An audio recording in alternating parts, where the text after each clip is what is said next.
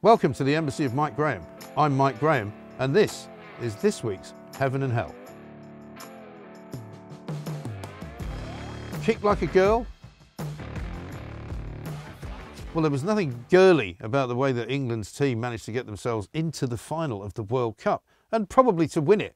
It's coming up on Sunday, of course. The Lionesses absolutely trounced Australia. Believe it or not, the Australians complained that they were a bit rough with them.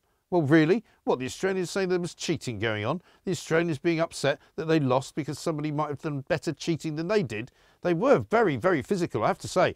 But the trouble is, for the poor Lionesses, is they're not getting paid very much money. You know, it could well be that they turn out to be the best England team of all time. They've just won the Euros, could win the World Cup in the same year. I mean, for heaven's sake, that's a pretty good set of results, isn't it? Maybe they should be paid more money.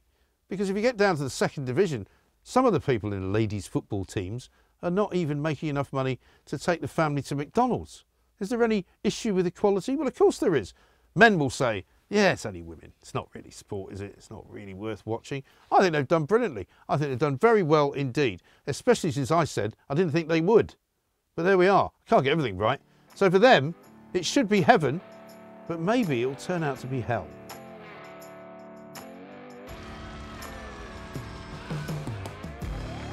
From IKEA to eternity.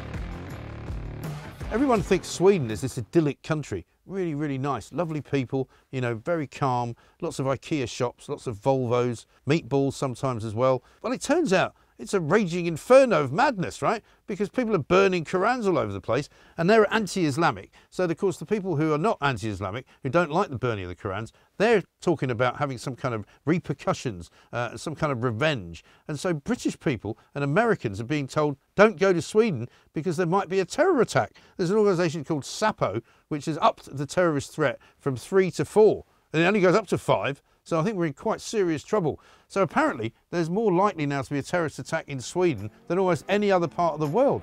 It's a bit frightening, isn't it? It's hell.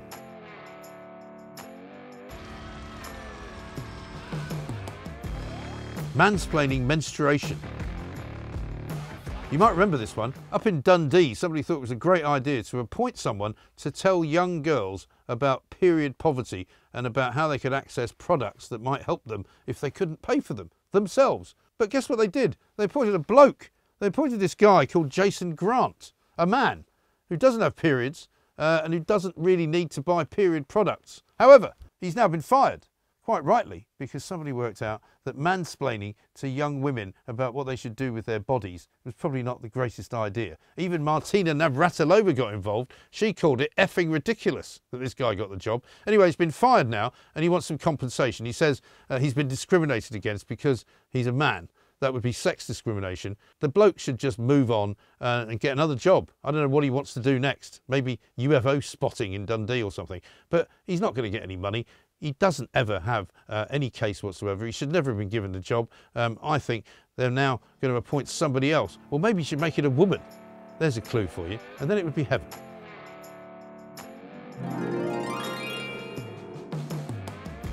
Groundhog Day. I'm afraid to say that something's happening that's already happened before. And it's not a good thing that's happening. And you wouldn't want it to happen again. But it might happen again. And that's what everybody's talking about. You know what I'm talking about. I'm talking about the markets, of course, the business of the economy, the state of the world's finances. Because you know that film, The Big Short? In that, there's a guy who's a real guy who shorted the market, basically believing and betting on the fact that there would be a massive crash in Wall Street and he would make loads of money. And he did, because it happened, just like he said. Unfortunately for us, he's just done it again. And he says there's going to be yet another crash, which will be just as bad and just as damaging as the one in 2008. For heaven's sake, what a nightmare.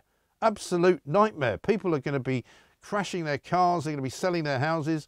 There's going to be a massive, massive dump of stock.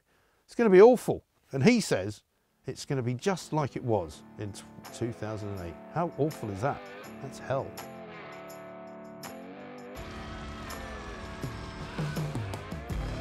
Leave those kids alone. Gillian Keegan, eh? She is the Secretary of State for Education, apparently. She doesn't care much for education because she came out this week in the week that people get their A-level results, right? So that they can map out the rest of their lives, go to university or not, fail and possibly try again. maybe take it seriously and actually put a lot of work into it, you know, studying, that kind of thing. Gillian Keegan says it doesn't matter. She says, look, forget about it, because in a few years' time, nobody's going to care what your grades were at A-level. Nobody's going to give a monkey's how well you did in geography or English literature. Nobody's even going to ask you. Well, that's all right, but it's not very encouraging, is it? I mean, she is a minister of the Crown. Surely she should at least buy into the system that she's supposed to be in charge of. What's wrong with her, for heaven's sake? Because if you do well, or even if you do badly, you can still make it to heaven.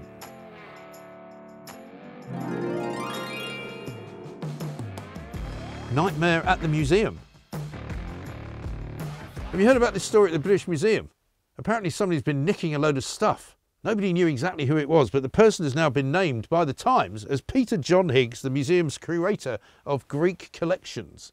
He's accused, apparently, of nicking tens of millions of pounds worth of precious jewels, loads and loads of artefacts, things that weren't actually on display but were somehow hidden away in vaults inside the British Museum. His son says it's all rubbish. He's defending him and saying he didn't do that. I'm not sure whether he did or not, but I'm sure if somebody was bringing a load of stuff back, a load of booty from the British Museum every day, you'd probably notice, wouldn't you? What's in the sack, Dad? Oh, just a few, you know, coins. Really? We seem to have an awful lot of them. Well, the great thing about British Museum, of course, is that everything in there has been stolen. So, technically speaking, he's only really taken something that was already taken from somebody else. So he's handling stolen property, but so is everybody in the museum.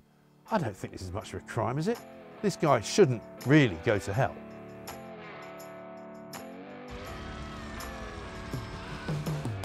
That was this week's Heaven and Hell. I'm Mike Graham. Don't forget to like it, share it and subscribe. And we'll see you next time.